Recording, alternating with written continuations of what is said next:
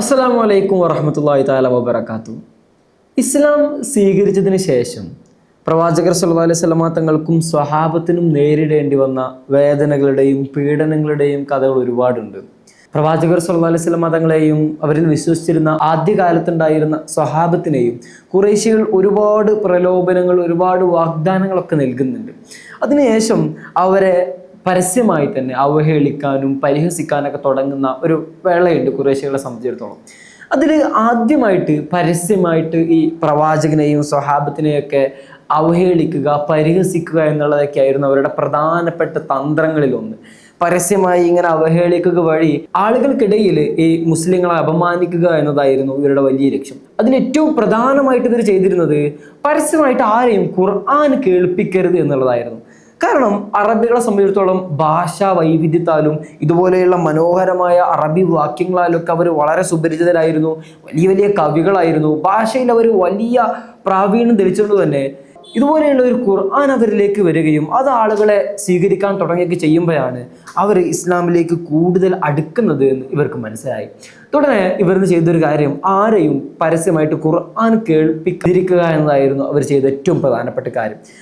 അന്ന് ആ കാലത്ത് കഅബയിലൊന്നും ആരും പരസ്യമായിട്ട് ഖുർആൻ പാരായണം ചെയ്യുമായിരുന്നില്ല. പ്രവാചകർ സല്ലല്ലാഹു അലൈഹി വസല്ലമ തങ്ങൾ മാത്രമാണ് പരസ്യമായിട്ട് അവിടെ പോയി നിസ്കരിക്കുമ്പോഴൊക്കെ ഖുർആൻ ഓതിയിരുന്നത്. അത് കേട്ടുകൊണ്ട് മാത്രം പലരും ആദ്യകാലത്ത് ഇസ്ലാമിലേക്ക് വന്നിരുന്നു. അതുകൊണ്ട് തന്നെ ഇത് ഇല്ലാതാക്കാൻ വേണ്ടി മക്ക ഖുറൈശികൾ ഒരുപാട് ശ്രമിക്കുന്നുണ്ട്. അങ്ങനെയാണ് പ്രവാചകർ സല്ലല്ലാഹു അലൈഹി വസല്ലമ തങ്ങൾക്ക് ശേഷം അബ്ദുല്ലാഹ് ഇബ്നു മസ്ഊദ് റളിയല്ലാഹു അൻഹു, അദ്ദേഹം എങ്ങനെയാണ് ഇസ്ലാമിലേക്ക് വന്നത് എന്ന ചരിത്രമൊക്കെ നമ്മൾ കഴിഞ്ഞ വീഡിയോയിലൂടെ ചർച്ച ചെയ്തതാണ്.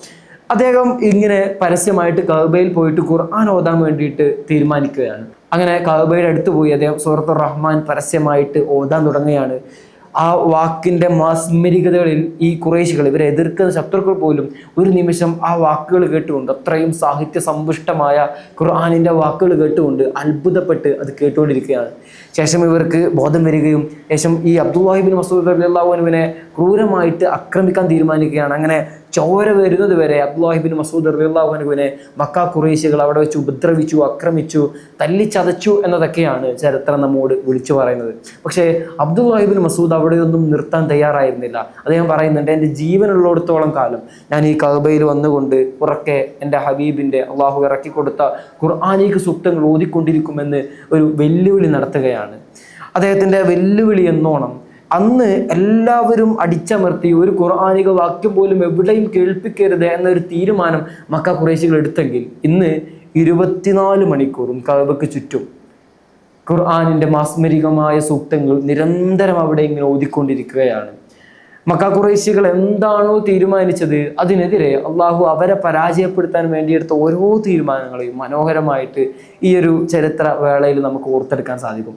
പ്രവാചകർ സല്ലല്ലാഹു അലൈഹി വസല്ലമ തങ്ങൾ രാത്രി നിസ്കാരങ്ങൾ ഇങ്ങനെ ഖുർആൻ ഓതുന്നത് കേൾക്കാൻ വേണ്ടിയിട്ട് ശത്രുക്കൾ പോലും അവിടെ സ്ഥിരമായിട്ട് വരാറുണ്ടായിരുന്നു എന്ന് നമുക്ക് കാണാൻ സാധിക്കും. അബൂജഹലും അബൂ സുഫിയാനും അഖ്നസും ഒക്കെ ഒരിക്കൽ പ്രവാചകർ സല്ലല്ലാഹു അലൈഹി വസല്ലമ തങ്ങളുടെ വീട്ടിലേക്ക് അർദ്ധരാത്രി സമയത്ത് പ്രവാചകൻ രാത്രി നിസ്കാരത്തിന് വേണ്ടിയിട്ട് ഉണർന്ന് ഖുർആൻ ഓതുന്നത് കേൾക്കാൻ വേണ്ടിയിട്ട് ഇവർ പ്രവാചകന്റെ വീട്ടിലേക്ക് ചെല്ലാം. ആദ്യത്തെ ദിവസം ഇവർ 3 പേരും പരസ്പരം അറിയുന്നില്ല. ഇവർ 3 പേരും വരുന്നത് 3 പേരും 3 ഭാഗത്താണ് ഇരിക്കുന്നത്. ഇവർ രഹസ്യമായിട്ട് പ്രവാചകർ സല്ലല്ലാഹു അലൈഹി വസല്ലമ തങ്ങൾ ഓതുന്ന ഖുർആനിക സൂക്തങ്ങൾ കേൾക്കുകയാണ്. കാരണം ഇവർ ഇത്രത്തോളം ഈ കവിതയുമായിട്ടും ഭാഷയൊക്കെ ഇടപഴകുന്ന മനുഷ്യരാണ്. അവരെ സംബന്ധിച്ചിടത്തോളം ഇത്രത്തോളം സാഹിത്യ സമ്പുഷ്ടമായ, ഇന്നേ വരെ ഒരു മനുഷ്യനും പറഞ്ഞിട്ടില്ലാത്ത അത്രയും മനോഹരമായ വാക്യങ്ങൾ കേൾക്കുക എന്ന് പറഞ്ഞാൽ പ്രവാചകർ സല്ലല്ലാഹു അലൈഹി വസല്ലമ തങ്ങളുടെ കൊടിയ ശത്രുക്കളായിരുന്ന ആളുകളാണ് പ്രവാചകന്റെ വീടിന് ചുറ്റും ദിവസവും ഇത് കേൾക്കാൻ വേണ്ടി എത്തുന്നത് എന്ന് നിങ്ങൾ ആലോചിച്ച് നോക്കണം. അങ്ങനെ വഴിയിൽ വെച്ചിട്ട് ഇവർ 3 പേരും കണ്ടുമുട്ടുകയാണ്. അന്ന് ഇവർക്ക് 3 പേർക്കും അറിയാം എന്തിനാണ് ഇവർ വന്നതെന്ന്. പക്ഷെ ഇവർ പരസ്പരം കളവ് പറയുകയാണ്. ഞാൻ ഇതിനായിരുന്നു വന്നത്, മറ്റേതിനായിരുന്നു വന്നത് എന്ന് പറഞ്ഞിട്ട് ഓരോ ആവശ്യങ്ങൾ പറഞ്ഞിട്ട് കളവ് പറയാം. രണ്ടാമത്തെ ദിവസവും ഇതേ സമയമായപ്പോൾ ഇവർക്ക് ഇവിടേക്ക് വരാതിരിക്കാനാവുന്നില്ല. ആ ഖുർആനിൻ്റെ സൂക്തങ്ങൾ കേൾക്കാൻ വേണ്ടിയിട്ട് ഇവർ വീണ്ടും ഇവിടെ എത്തിച്ചേരുകയാണ്. അന്നും ഇതുപോലെ ഒരു വഴിയിൽ വെച്ച് കണ്ടുമുട്ടുന്നു. പിരിഞ്ഞു പോയിരിക്കുന്ന സമയത്ത് അന്നും ഇവർ കളവ് പറയുകയാണ്.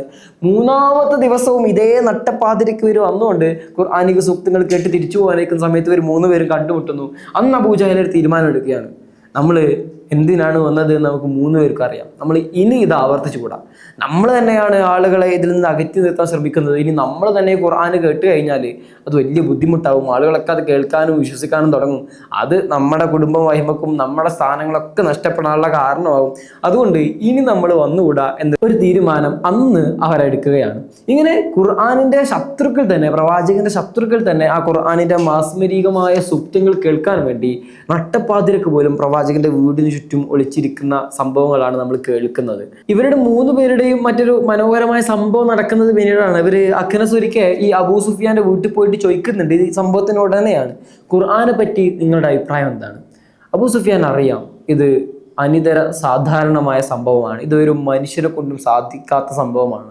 ഈ ഖുർആൻ അത്യപൂർവമായ ദൈവത്തിൽ നിന്ന് മാത്രം അവതീർണമാകുന്ന സാധനമാണ് എന്ന് അബൂ സുഫിയാന് വളരെ വ്യക്തമായിട്ട് മനസ്സിലായിട്ടുണ്ട്. ആ അത്ഭുത സിദ്ധി മനസ്സിലായതുകൊണ്ട് മാത്രമാണ് ഇവർ 3 പേരും രാത്രി പോലും അവിടേക്ക് എത്തുന്നത്. അങ്ങനെ അബൂ സുഫിയാൻ മറുപടി പറയുന്നുണ്ട്, സംഭവം അത് അടിപൊളിയാണ്, പക്ഷേ എനിക്ക് ചില കാര്യങ്ങളും അതിൽ നിന്ന് മനസ്സിലാവുന്നില്ല, മനഃപൂർവ്വം കളവ് പറയുകയാണ്. അങ്ങനെ ഈ അഖ്നസ് എന്ത് ചെയ്യുന്നു, അടുത്ത ദിവസം അബൂജഹലിന്റെ വീട്ടിലേക്ക് ചെല്ലുന്നുണ്ട്. എന്നിട്ട് ചോദിക്കുന്നുണ്ട്, ഖുർആനെ പറ്റി താങ്കളുടെ അഭിപ്രായം എന്താ? അബൂജഹലിന്റെ അടുത്ത് എത്തിയിട്ട് ഈ അഖ്നസ് ചോദിക്കുന്നുണ്ട്, ഖുർആനെ പറ്റി നിങ്ങളുടെ അഭിപ്രായം എന്താ? അബൂജഹൽ കൊടുക്കുന്ന മറുപടിയാണ് പ്രവാചകർ സല്ലല്ലാഹു അലൈഹി വസല്ലം തങ്ങളുടെ വിശ്വസിക്കുന്നതിനെ പറ്റി, അല്ലെങ്കിൽ പ്രവാചകൻ സത്യമായിരുന്നു എന്ന് തെളിയിക്കുന്നതിനെ പറ്റി അവരുടെ യഥാർത്ഥ അഭിപ്രായം. അബൂജഹൽ പറയുന്ന മറുപടി ഇങ്ങനെയാണ്, ഞങ്ങൾ ബനു മഖ്സൂമുകാരും ബനു ഹാഷിമുകാരും. അതാ ബനു മഖ്സൂം എന്ന് പറഞ്ഞാൽ അബൂജഹലിന്റെ ഗോത്രമാണ്, ബനു ഹാഷിം എന്ന് പറഞ്ഞാൽ പ്രവാചകന്റെ ഗോത്രം. ഖുറൈശികൾക്കിടയിലുള്ള 2 ഗോത്രങ്ങളാണ്. ഞങ്ങൾ തമ്മിൽ എപ്പോഴും മത്സരമായിരുന്നു. അഥവാ ഞങ്ങൾ ഹാജിമാർക്ക്, ഇവിടെ ഹജ്ജിന് വരുന്ന അല്ലെങ്കിൽ കഅബക്കാലത്ത് ത്വാഫിന് വരുന്ന തീർത്ഥാടകർക്ക് ഞങ്ങൾ വെള്ളം കൊടുക്കുമ്പോൾ ബനു ഹാഷിമുകാർ ഭക്ഷണം കൊടുക്കും, അവർ ഭക്ഷണം കൊടുത്ത് ഞങ്ങൾ വെള്ളം കൊടുക്കും. അങ്ങനെ ഞങ്ങൾ തമ്മിൽ പലപ്പോഴും മത്സരങ്ങളായിരുന്നു. അങ്ങനെ എല്ലാ കാര്യത്തിലും പരസ്പരം ഞങ്ങൾ ഇങ്ങനെ മത്സരിച്ചുകൊണ്ടിരിക്കുകയാണ്. കച്ചവട കാര്യങ്ങളാവട്ടെ, മറ്റെന്ത് കാര്യങ്ങളായിക്കോട്ടെ, ഞങ്ങൾ എപ്പോഴും പരസ്പരം മത്സരിച്ചു കൊണ്ടിരിക്കുകയായിരുന്നു. എല്ലാ കാര്യത്തിലും ബനു ഹാഷിമുകാർ ഒരു പടി മുന്നിലാണെങ്കിൽ ഞങ്ങൾ അവർക്ക് മുന്നിലെത്താൻ വേണ്ടിയിട്ടാണ് എപ്പോഴും ശ്രമിച്ചുകൊണ്ടിരിക്കുന്നത്. അങ്ങനെ എല്ലായ്പ്പോഴും ഞങ്ങളിങ്ങനെ ഒരേപോലെ മുന്നിട്ട് നിൽക്കുമ്പോഴാണ് ഈ ബനു ഹാഷിം ഗോത്രത്തിൽ നിന്ന് ദൈവത്തിന്റെ പ്രവാചകനാണ് എന്ന് പറഞ്ഞിട്ട് ഒരാൾ അവതരിക്കുന്നത്. ആ സമയത്ത് ഞങ്ങൾ എങ്ങനെയാണ് അത് കണ്ടു നിൽക്കുക? ഗോത്ര പ്രശ്നം തന്നെയായിരുന്നു അക്കാലത്ത് പ്രവാചകർ സല്ലല്ലാഹു അലൈഹി വസല്ലമ തങ്ങളെ വിശ്വസിക്കുന്നതിൽ നിന്ന് ഇവരെയൊക്കെ തടഞ്ഞു നിർത്തിയത് എന്ന് നമുക്ക് വളരെ വ്യക്തമായിട്ട് ഈ സംഭവത്തിൽ നിന്ന് മനസ്സിലാക്കാൻ സാധിക്കും. പ്രവാചകർ സല്ലല്ലാഹു അലൈഹി വസല്ലമ തങ്ങൾ വന്നത് വളരെ സത്യമായിരുന്നു, പ്രവാചകൻ കൊണ്ടുവന്നതൊക്കെ സത്യമായിരുന്നു എന്നതെല്ലാം ഇവർക്ക് പോലും വളരെ സത്യസന്ധമായിട്ട് തിരിച്ചറിയുന്ന കാര്യമായിരുന്നു. മറിച്ച് അവർക്കിടയിൽ ഉണ്ടായിരുന്ന ഈ ഗോത്രമഹിമയുടെ പരസ്പര പോരാടികൾ മാത്രമാണ് ഈ പ്രവാചകർ സല്ലല്ലാഹു അലൈഹി വസല്ലമ തങ്ങളെ തള്ളിപ്പറയാനും ആക്രമിക്കാനും ഉപദ്രവിക്കാനൊക്കെ ഇവരെ പ്രേരിപ്പിച്ചത്. ഇങ്ങനെ പ്രവാചകർ സല്ലല്ലാഹു അലൈഹി വസല്ലമ തങ്ങളുടെ ഖുർആൻ കേൾക്കുന്നതിൽ നിന്ന് ഇവരെ തടയുകയും ഒക്കെ ചെയ്യുന്നതൊക്കെ ഈ ഒരൊറ്റ കാരണം കൊണ്ട് മാത്രമാണ്. ഇവർ പ്രവാചകർ സല്ലല്ലാഹു അലൈഹി വസല്ലമ തങ്ങൾ ഇങ്ങനെ പോയാൽ ഒരു വലിയ അധികാരിയായി മാറും, മക്കയിലെ അധികാരമൊക്കെ പ്രവാചകന്റെ കൈകളിലേക്ക് എത്തിച്ചേരും, അതുകൊണ്ട് പിന്നെ നമുക്ക് വലിയ സ്ഥാനങ്ങളൊന്നും ഉണ്ടാവില്ല എന്ന് അവർക്ക് വളരെ വ്യക്തമായിട്ട് മനസ്സിലാവായിരുന്നു. അതുകൊണ്ടാണ് അവർ ഈ ഗോത്രമഹിമയുടെ പേരുകൊണ്ട് മാത്രമാണ് പ്രവാചകനെ എന്നും തഴയുന്നത്. പ്രവാചകർ സല്ലല്ലാഹു അലൈഹി വസല്ലമ തങ്ങളെ പരസ്യമായിട്ട് ആക്രമിക്കാനും അവർ ദിനേശം തുടങ്ങുന്നുണ്ട്. കാരണം നമ്മൾ നേരത്തെ പറഞ്ഞു, അബൂലഹബിന്റെ കാര്യമൊക്കെ നമ്മൾ നേരത്തെ പറഞ്ഞതാണ്. അബൂലഹബിന്റെ ഭാര്യയായിരുന്ന ഉമ്മു ജമീൽ പ്രവാചകർ സല്ലല്ലാഹു അലൈഹി വസല്ലമ തങ്ങൾ നല്ല വസ്ത്രമൊക്കെ അണിഞ്ഞ് എവിടേക്കെങ്കിലൊക്കെ പോകാനിരിക്കുമ്പോഴായിരിക്കും അവരുടെ വീട്ടിൽ നിന്ന് ചെളി കൊണ്ടുവന്നിട്ട് പ്രവാചകനെ എറിയുന്നത്. ഇങ്ങനെ പ്രവാചകനെ ഏറെ ബുദ്ധിമുട്ടിക്കുന്ന ഒരു സ്വഭാവം അവിടെ ഉണ്ടായിരുന്ന അബൂലഹബ്, നമ്മൾ പറഞ്ഞു അബൂലഹബിന്റെ വളരെ മോശപ്പെട്ട സ്വഭാവങ്ങളൊക്കെ നമ്മൾ നേരത്തെ വീഡിയോയിലും പറഞ്ഞതാണ്. അവരുടെ ഭാര്യയായിരുന്ന ഉമ്മു ജമീലിന്റെ അടുത്ത് നിന്ന് ഇതുപോലെയുള്ള പ്രവണതകൾ ഉണ്ടാകും. ശേഷം ഒരു കാലത്ത് വഹി നിലക്കുന്നുണ്ട് പ്രവാചകർ സല്ലല്ലാഹു അലൈഹി വസല്ലമ തങ്ങൾക്ക്, അഥവാ ജിബ്രീൽ അലൈഹി സ്വലാം വരുന്നില്ല. ആ സമയത്ത് ഉമ്മു ജമീൽ ഈ അബൂലഹബിന്റെ ഭാര്യ വന്നുകൊണ്ട് പ്രവാചകനോട് പറയുന്നുണ്ട്, എവിടെ മുഹമ്മദേ, നിന്റെ പിശാചിപ്പം നിന്റെ അടുത്തേക്ക് വരുന്നില്ലേ, നിന്റെ ദൈവം ഉപേക്ഷിച്ചു എന്നൊക്കെ ചോദിച്ചിട്ട് പ്രവാചകനെ മാനസികമായി വളരെ തളർത്തിക്കളയുന്നുണ്ട്. മാനസികമായി പ്രവാചകനെ അത്രത്തോളം തളർത്തിക്കളയുന്നുണ്ട് ഉമ്മു ജമീൽ. പ്രവാചകർ സല്ലല്ലാഹു അലൈഹി വസല്ലമ തങ്ങൾക്ക് വളരെ വിഷമായ ഒരു ഘട്ടമായിരുന്നു. കാരണം എല്ലാവരും പ്രവാചകൻ ആക്ഷേപിക്കാൻ തുടങ്ങുന്നു. ഈ ഉമ്മു ജമീലിന്റെ ഈ വാക്കുകളോടൊക്കെ വന്നതോടുകൂടെ പ്രവാചകൻ അത്രത്തോളം തളർന്നു പോകുന്നു. ഇങ്ങനെ പ്രവാചകർ സല്ലല്ലാഹു അലൈഹി വസല്ലമ തങ്ങളെ തളർത്താൻ പറ്റുന്ന, ആക്രമിക്കാൻ പറ്റുന്ന പ്രതിരോധിക്കാൻ പറ്റുന്ന എല്ലാ അടവുകളും അവർ പരീക്ഷിക്കുമായിരുന്നു. പിന്നീട് പ്രവാചകർ സ്വല്ലല്ലാഹു അലൈഹി വസല്ലം തങ്ങൾക്ക് ഈ വഹീന് ശേഷം പിന്നീട് ജിബ്രീൽ അലൈഹിസ്സലാം വരുന്നതും കാര്യങ്ങളൊക്കെ അവിടെ ഉണ്ട്. അങ്ങനെയാണ് ഒരിക്കൽ ഇബ്നു ഔസ് എന്ന് പറഞ്ഞിട്ടൊരു വ്യക്തി ഈ മക്കയിലേക്ക് വരികയും ഈ അബൂജഹലിന് ഒരു ഒട്ടകത്തെ വിൽക്കുന്ന ഒരു സംഭവം അവിടെ നടക്കുന്നുണ്ട്. അത് ഇങ്ങനെയാണ്, ഇങ്ങനെ ഇബ്നു ഔസ് എന്ത് ചെയ്യുന്നു, അദ്ദേഹത്തിന്റെ ഒട്ടകത്തെ അബൂജഹലിന് വിൽക്കുന്നു. പക്ഷേ പൈസ അബൂജഹൽ നൽകുന്നില്ല. അതുകൊണ്ട് എന്ത് ചെയ്യുന്നു, ഒരിക്കൽ പലവട്ടം ഇബ്നു ഔസ് ഈ അബൂജഹലിന്റെ വീട്ടിലേക്ക് വരുന്നുണ്ട് ഈ പൈസ ചോദിച്ചിട്ട്. പക്ഷേ അബൂജഹൽ അത് നൽകാൻ തീരുമാനിക്കുന്നില്ല. അവർ പരസ്യമായിട്ട് അത് തരില്ല എന്ന പോലെ ആ ഒരു സ്വഭാവത്തിൽ നിൽക്കുകയാണ്. അങ്ങനെ ഒരു ദിവസം വീട്ടിൽ വന്ന് മുട്ടിയപ്പോൾ അബൂജഹൽ എന്ത് ചെയ്തു, വിദൂരതയിൽ പ്രവാചകർ സ്വല്ലല്ലാഹു അലൈഹി വസല്ലം തങ്ങൾ ഇങ്ങനെ കഅബയുടെ അടുത്ത് കാണുന്നുണ്ട്. എന്നിട്ട് പറഞ്ഞു, കഅബയുടെ അടുത്ത് ആ മനുഷ്യൻ നിൽക്കുന്നത് നിങ്ങൾ കാണുന്നുണ്ടോ? ഇബ്നു ഔസിനോട് ചോദിക്കാണ് അബൂജഹൽ. അദ്ദേഹം പറഞ്ഞു അതേ കാണുന്നുണ്ട്. എങ്കിൽ ആ മനുഷ്യനോട് ചെന്നിട്ട് നിങ്ങൾ പൈസ ചോദിക്കണം. ഇബ്നു ഔസ് വളരെ നിഷ്കളങ്കനാണ്. അദ്ദേഹത്തിന് ഈ മക്കയിൽ നടക്കുന്ന സംഭവങ്ങളൊന്നും അറിയില്ല. അദ്ദേഹം പുറം നാട്ടുകാരനാണ്. അദ്ദേഹം മുൻപ് ഈ അബൂജഹലിന് ഇയാൾ പൈസ കൊടുക്കാനുണ്ടാവും എന്നൊക്കെ ഒരു വിചാരത്തിൽ പ്രവാചകന്റെ അടുത്ത് ചെന്നിട്ട് നേരെ ചോദിക്കുകയാണ്, ഞാൻ അബൂജഹലിന് എന്ത് ചെയ്തിരുന്നു, ഒരു ഒട്ടകത്തെ വിറ്റിരുന്നു, അതിന്റെ പൈസ നിങ്ങളുടെ അടുത്ത് നിന്ന് വാങ്ങണം എന്നാണ് അദ്ദേഹം പറഞ്ഞത്, അതുകൊണ്ട് ആ പൈസ തരണമെന്ന് പറഞ്ഞിട്ട് പ്രവാചകന്റെ അടുത്തേക്ക് ചെല്ലാം. പ്രവാചകൻ ഉടനെ ആ മനുഷ്യനെയും കൂട്ടിയിട്ട് അബൂജഹലിന്റെ വീട്ടിലേക്ക് വന്നു. അബൂജഹലിന്റെ വീടിന്റെ വാതിലിൽ മുട്ടി. പ്രവാചകർ സ്വല്ലല്ലാഹു അലൈഹി വസല്ലം തങ്ങളുടെ ആ സമയത്തുണ്ടായിരുന്ന മുഖം കണ്ടതോടുകൂടെ അബൂജഹൽ വീട്ടിലേക്ക് പേടിച്ചുള്ളിലേക്ക് തന്നെ കയറിപ്പോയിട്ട് പണക്കിഴി കൊണ്ടുവന്നിട്ട് ഇബ്നു ഔസിന് കൊടുക്കുകയാണ്. അവിടെ ചരിത്രകാരന്മാർ പറയുന്നുണ്ട്, എത്രയായിരുന്നു ആ പണക്കിയിൽ ഉണ്ടായിരുന്ന പണം എന്ന് പോലും എണ്ണി നോക്കാതെ എത്രയോ പൈസ പ്രവാചകർ സ്വല്ലല്ലാഹു അലൈഹി വസല്ലം തങ്ങളുടെ ആ സമയത്തെ മുഖഭാവവും പ്രവാചകർ സ്വല്ലല്ലാഹു അലൈഹി വസല്ലം തങ്ങളുടെ ദേഷ്യവും കണ്ട് മാത്രം ഇബ്നു ഔസിന് ആ അബൂജഹൽ പണം നൽകിയെന്ന്. ഈ ഒരു രംഗം കണ്ടു നിൽക്കുന്ന അബൂജഹലിന്റെ കൂട്ടുകാര് അബൂജഹലിനെ വളരെ പരസ്യമായിട്ട് തന്നെ കളിയാക്കുന്നുണ്ട്. അഥവാ മുഹമ്മദിന്റെ വലിയ ശത്രുവായിരുന്നു നീ, എന്നിട്ട് ഇപ്പൊ മുഹമ്മദ് വന്നപ്പോഴേക്കും നീ പേടിച്ച് ആ പൈസയൊക്കെ കൊടുത്തു കളഞ്ഞോ, മുഹമ്മദിന്റെ മുഖഭാവവും ദേഷ്യം കണ്ടപ്പോൾ നീ പേടിച്ചു പോയല്ലോ, നീ ഒരു പേടിത്തൊണ്ടനാണെന്ന് പറഞ്ഞിട്ട് അബൂജഹലിനെ കളിയാക്കാൻ തുടങ്ങി. ആ സമയത്ത് അബൂജഹൽ മറുപടി പറയുന്നുണ്ട്, ഞാൻ കണ്ടതെങ്ങാനും നിങ്ങൾ കണ്ടിരുന്നെങ്കിൽ നിങ്ങൾ എഴുന്നേറ്റ് നിൽക്കുക പോലും ചെയ്യുമായിരുന്നില്ല. അദ്ദേഹത്തിന്റെ രണ്ടു ഭാഗത്തും വലിയ തീഗോളങ്ങളാണ് ഞാൻ കണ്ടത്. ഇത് ഒരുപാട് ഇടങ്ങളിൽ ഈ ഇതുപോലെയുള്ള ചരിത്ര സന്ദർഭങ്ങൾ ഉണ്ടാകുന്നുണ്ട്. അള്ളാഹു പ്രവാചകനെ സംരക്ഷിക്കുന്ന ഒരുപാട് രംഗങ്ങൾ രണ്ടു ഭാഗത്തും തീഗോളങ്ങളായിരുന്നു. അതുകൊണ്ട് ആ രംഗം നിങ്ങളെങ്ങാനും കണ്ടിരുന്നുവെങ്കിൽ നിങ്ങൾക്ക് ഇപ്പൊ ജീവൻ പോലും ഇല്ലായിരുന്നു എന്നാണ് അബൂജഹൽ പറയുന്നത്. ഇതുപോലെ മക്ക മുശ്രിക്കീങ്ങൾ നടത്തിയ മറ്റൊരു പ്രവാചകർ സല്ലല്ലാഹു അലൈഹി വസല്ലം തങ്ങൾക്കെതിരെയുള്ള ഒരു പ്രതിരോധം എന്ന് പറഞ്ഞാൽ, റസൂൽ സല്ലല്ലാഹു അലൈഹി വസല്ലം തങ്ങളെ കളവ് പറഞ്ഞിട്ട് പ്രവാചകന്റെ പേരിൽ ഇല്ലാത്ത കാര്യങ്ങൾ കളവ് പരത്തുക എന്നുള്ളതായിരുന്നു. അവർ പറയുന്നുണ്ട്, ഒരു മനുഷ്യനെയാണോ ദൈവത്തിന്റെ ദൂതനായിട്ട് ഞങ്ങൾക്കിടയിലേക്ക് അയക്കുന്നത്, ഒരു മലക്കിനെ ഞങ്ങൾക്കിടയിലേക്ക് അയക്കണ്ടേ? ഞങ്ങളെപ്പോലെ തെരുവിലൂടെ നടക്കുന്ന ഭക്ഷണം കഴിക്കുന്ന ഒരു മനുഷ്യനെയാണോ ഞങ്ങൾക്ക് വേണ്ടിയിട്ട് ദൂതനായിട്ട് അള്ളാഹു അയക്കുന്നത് എന്നൊക്കെ അവർ ചോദിക്കുന്നുണ്ട്. ആ സമയത്ത് ഖുർആൻ മറുപടി നൽകുന്നുണ്ട്, ഭൂമിയിൽ മലക്കുകളായിരുന്നു ജീവിക്കുന്നത് എങ്കിൽ ഞാൻ അവർക്കിടയിലേക്ക് മലക്കുകളിൽ നിന്നുള്ള പ്രവാചകനെ അയക്കുമായിരുന്നു. ഭൂമിയിൽ മനുഷ്യരായതുകൊണ്ടാണ് ഞാൻ മനുഷ്യരായിട്ടുള്ള പ്രവാചകനെ അയക്കുന്നത്. ഈ നിഷേധിക്കുന്ന ആളുകൾ എന്ത് കിട്ടിയാലും അത് നിഷേധിക്കാൻ വേണ്ടി കാത്തിരിക്കുകയായിരിക്കും.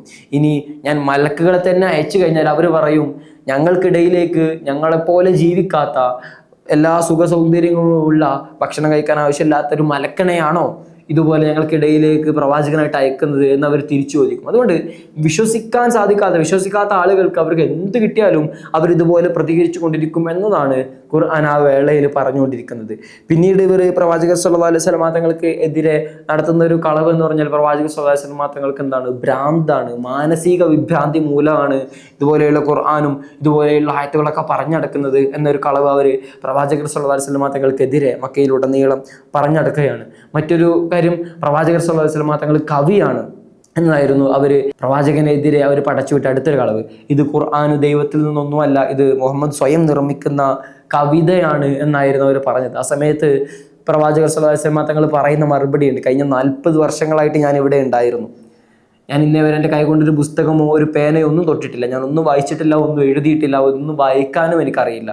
ഞാൻ നിങ്ങൾക്കിടയിൽ ഇത്രയും കാലം ജീവിച്ചിരുന്നു, ഞാൻ എത്രത്തോളം കവിത എഴുതും, കവിതയെ പറ്റി എനിക്ക് ധാരണ ഉണ്ടെന്ന് നിങ്ങൾക്കറിയാം. അതുകൊണ്ട് ഇത് നേരെ ദൈവത്തിൽ നിന്ന് വരുന്ന വഹി മുഖേന എത്തുന്ന കാര്യങ്ങളാണ്, ഇത് കവിതയല്ല എന്ന് പ്രവാചകർ സല്ലല്ലാഹു അലൈഹി വസല്ലം തങ്ങൾ അവർക്ക് മറുപടി കൊടുക്കുന്നുണ്ട്. മറ്റൊന്ന് ഇവർ പറയുന്നത്, ഇവർ ജാലവിദ്യക്കാരനാണ്, സിഹിർ ചെയ്യുന്ന, മാരണം ചെയ്യുന്ന ആളാണ് എന്നായിരുന്നു പ്രവാചകന്റെ പേരിൽ ഇവർ പരത്തിയിരുന്ന മറ്റൊരു കളവ്. അക്കാലത്ത് നടന്ന മറ്റൊരു പ്രധാനപ്പെട്ട സംഭവം വലീദ് ബിൻ മുഗീറയെ സംബന്ധിച്ചാണ്. അദ്ദേഹം ബനു മഖ്സൂം, നമ്മൾ നേരത്തെ സൂചിപ്പിച്ച ബനു മഖ്സൂം ഗോത്രക്കാരത് അബൂജഹലിന്റെ ഗോത്രത്തിന്റെ നേതാവായിരുന്നു ഈ വലീദ് ബിൻ മുഗീറ. അദ്ദേഹം മക്കയിലെ വളരെ സമ്പന്നനായ മനുഷ്യനാണ്. മാത്രമല്ല അക്കാലത്തുണ്ടായിരുന്ന ഏറ്റവും പ്രധാനപ്പെട്ട, അവരിലുണ്ടായിരുന്ന ഏറ്റവും വലിയ കവിയുമായിരുന്നു ഈ വലീദ് ബിൻ മുഗീറ. ബനു മഖ്സൂം ഗോത്രത്തിന്റെ നേതാവാണ്, വളരെ സമ്പന്നനാണ്, മക്കയിലെ ഏറ്റവും വലിയ കവിയുമാണ്. അദ്ദേഹത്തെ സംബന്ധിച്ച് ഖുർആനിലൊരു പരാമർശവുമുണ്ട്. ഇതുപോലെ മക്കയിലെ ആളുകൾ ചോദിക്കുന്നുണ്ട്, എന്തുകൊണ്ട് ഈ മുഹമ്മദിന് ദൈവം വഹി നൽകി? മറ്റു രണ്ട് പ്രധാനപ്പെട്ട നഗരങ്ങളിലെ രണ്ട് പ്രധാനപ്പെട്ട ആളുകൾ ഇവിടെയുണ്ട്. അഥവാ ഒന്ന് മക്കയെ സംബന്ധിച്ചാണ് പറയുന്നത്, മറ്റൊന്ന് ത്വായിഫിനെ സംബന്ധിച്ചാണ് പറയുന്നത്. ത്വായിഫ് അക്കാലത്തുണ്ടായിരുന്ന മറ്റൊരു പ്രധാനപ്പെട്ട പട്ടണമാണ്. പ്രവാചകർ സ്വല്ലല്ലാഹു അലൈഹി വസല്ലം തങ്ങൾ മക്ക വിട്ടിട്ട് ത്വായിഫിലേക്ക് പോകുന്ന ചരിത്ര സന്ദർഭങ്ങളിലേക്കൊക്കെ നമ്മൾ ഇനി എത്തുന്നുണ്ട്. അങ്ങനെ ഈ മക്കയിൽ ഉണ്ടായിരുന്ന ഒരാൾ എന്ന് പറഞ്ഞുകൊണ്ട് അവർ ഉദ്ദേശിക്കുന്നത് ഇതുപോലെയുള്ള വലീദ് ബിൻ മുഗീറയാണ്. ത്വായിഫ് എന്നുകൊണ്ട് ഉദ്ദേശിക്കുന്നത് മസ്ഊദ് സഖഫി. ആ കാലത്ത് മക്കയിലും ത്വായിഫിലും ഉണ്ടായിരുന്ന ഏറ്റവും പ്രധാനപ്പെട്ട വ്യക്തികളാണ് ഇവർ രണ്ടുപേരും. എന്തുകൊണ്ട് ഇവർക്ക് രണ്ടുപേർക്കും ദൈവത്തിന്റെ വഹി വന്നില്ല? എന്തുകൊണ്ട് ഈ അനാഥനായ ഖുറൈശി ഗോത്രത്തിൽപ്പെട്ട മുഹമ്മദിലേക്ക് വഹി വന്നു എന്നവര് ചോദിക്കുന്ന ഒരു സന്ദർഭം ഖുർആനിലൂടെ അല്ലാഹു സുബ്ഹാനഹു വ തആല അവരെ അഡ്രസ് ചെയ്യുന്നുണ്ട്. ഈ വലീദ് ബിൻ മുഗീറയെ സംബന്ധിച്ചിടത്തോളം അദ്ദേഹം ഒരു ദിവസം ഈ കഅബയുടെ സമീപത്തിലൂടെ ഇങ്ങനെ നടന്നു പോകുമ്പോൾ അവിടെ പ്രവാചകർ സ്വല്ലല്ലാഹു അലൈഹി വസല്ലം തങ്ങൾ ഒരു നിസ്കാരത്തിൽ ഇങ്ങനെ ഖുർആൻ ഓതിക്കൊണ്ടിരിക്കുകയാണ്. ഹാമീം തൻസീലുൽ കിതാബിൽ നിന്ന് തുടങ്ങുന്ന ഖുർആനിലെ ആദ്യ മനോഹരമായ ആ സൂറത്ത് ഇങ്ങനെ ഓതിക്കൊണ്ടിരിക്കെ വലീദ് ബിൻ മുഗീറ അവിടെ നിന്നിട്ട് അത്ഭുതത്തോടുകൂടെ ആ വാക്യങ്ങളുടെ മഹത്വം ഇങ്ങനെ കേട്ടുകൊണ്ടിരിക്കുകയാണ്. നമ്മൾ നേരെ സൂചിപ്പിച്ചു, അദ്ദേഹം മക്കയിലുണ്ടായിരുന്ന ഏറ്റവും വലിയ കവിയാണ്, വളരെ ബുദ്ധിശാലിയായിരുന്നു. അദ്ദേഹം ഇസ്ലാമിൽ വിശ്വസിക്കുമെന്ന് പ്രവാചകർ സ്വല്ലല്ലാഹു അലൈഹി വസല്ലം തങ്ങൾ കൂടെ പലപ്പോഴായിട്ട് വിശ്വസിച്ചിരുന്നു. ഇങ്ങനെ ഈ സൂറത്തിന്റെ ഭാഗങ്ങൾ കേട്ടതോടുകൂടെ വലീദ് ബിൻ മുഗീറയുടെ മുഖഭാവങ്ങൾ മാറി. അദ്ദേഹം അവിടെ നിന്ന് പ്രസ്താവിക്കുന്നുണ്ട്, എന്തൊരു വാക്കുകളാണിത്. അദ്ദേഹം പറഞ്ഞു, വലിയ കവിയായിരുന്നു, അദ്ദേഹത്തിന് പോലും പിടികിട്ടാത്ത തരത്തിലുള്ള അത്രയും അതിമനോഹരമായ ഖുർആനിക വാക്യങ്ങൾ അദ്ദേഹം കേൾക്കുന്നു. അദ്ദേഹം പറയുന്നുണ്ട്, എന്തു മനോഹരമായ വാക്കുകളാണിത്, ഈ വാക്കുകൾക്ക് വേരും ശാഖയും ഒക്കെയുണ്ട്. അദ്ദേഹം വളരെ കാവ്യാത്മകമായിട്ടാണ് അവർ സംസാരിക്കുന്നത്.